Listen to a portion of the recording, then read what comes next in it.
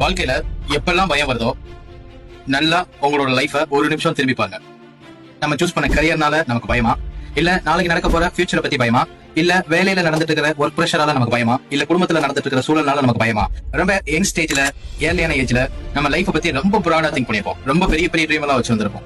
எவ்வளவு பெரிய ட்ரீமா இருந்தாலும் நம்மளால அச்சீவ் பண்ண முடியும் அப்படின்ற ஒரு தீவிரமான நம்பிக்கையோட கூட நம்ம இருந்திருப்போம். பட் இன்னைக்கு இருக்கிற சொசைட்டில, இன்னைக்கு இருக்கிற காலகட்டத்துல இந்த பேத்ல போறப்ப ஏற்படக்கூடிய நடைமுறை சிக்கல்கள், வாழ்க்கை முறை சிக்கல்கள், தொழில்முறை சிக்கல்கள், இதுக்குள்ள எல்லாம் கட்டுண்டதுக்கு அப்புறம் நம்ம எவ்வளவோ சிறுசா யோசிச்ச பெரிய கனவுகள் எல்லாம் தொலை தூரத்துல தொடவே முடியாத இடத்துல போய் நிக்கிற மாதிரி நம்ம எப்பயும் உணர்ந்துட்டே இருக்கிறோம். அப்படின்னா நமக்கு இந்த பயம் வர்றது ஒரு நியாயமான விஷயம் தான். இதை ஓவர் கம் பண்ணணும்னா சிச்சுவேஷன்ல இன்னைக்கு இருக்கிற ஒரு சின்ன சின்ன பிரச்சனை எல்லாம் லைஃபோட, இவ்வளவு பெரிய லைஃபோட கம்பேர் பண்ணி அதை பெரிய விஷயமா யோசிக்காம அடுத்த கட்டத்துக்கு போறதுக்கு என்ன செய்ய முடியும் அப்படின்றத பத்தி மட்டும் யோசிச்சாலே நம்ம லைஃப ரொம்ப ஸ்மூத்தா, ரொம்ப லைவ்லியா கொண்டு போக முடியும். லைஃப்ல எல்லா உயிருக்கும் ரொம்ப முக்கியமான ஒரு விஷயம் சுதந்திரம் தான். சோ இந்த வாழ்க்கையில, இந்த லைஃப் ஸ்பேன்ல நமக்கு சுதந்திரத்தை கொடுக்கக்கூடிய ஒரே ஒரு விஷயம் பினான்சியல் அபண்டன்ஸ் மட்டும் தான். பினான்சியலா ஃப்ரீடம் இருந்தோம்னா நம்ம எல்லாத்துலயும் இண்டிபெண்டா, ரொம்ப சுதந்திரமா வாழ்றோம்னு அர்த்தம். அந்த பினான்சியலா இண்டிபெண்டன்ட் நம்ம அடையாத வரைக்கும் நம்ம எல்லாத்துக்குள்ளேயும் நம்ம கட்டுண்டு தான் கிடைக்க வேண்டிய ஒரு சிச்சுவேஷன்ல இருப்போம்.